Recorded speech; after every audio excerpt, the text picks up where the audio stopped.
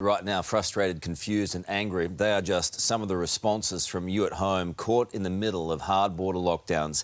Among them, a daughter forced to make a heartbreaking call to her mum because she wasn't allowed to cross the border. Lara Vella has her story. This is Wendy Ellis, standing side by side with her mum and dad on her wedding day. But due to COVID and the border lockdowns, she hasn't seen her mum for months, because she now lives in a nursing home across the border in New South Wales.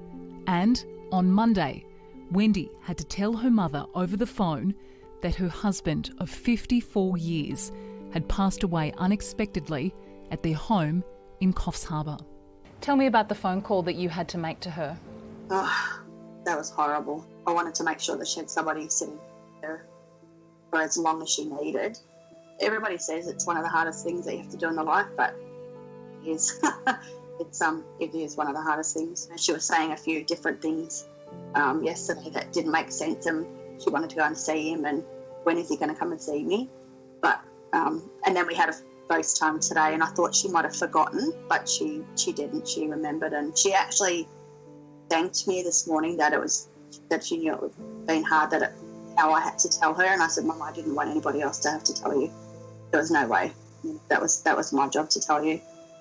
So thank you for that. Was anyone with your dad when he passed away? Both my sister and I are really grateful he was able to call an ambulance.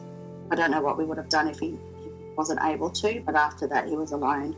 That's really hard to comprehend. I got the news at like 3:30 Sunday morning, and I called Queensland Health to find out where we stood, and just for them to not have compassionate ground as one of the exemptions was really hard.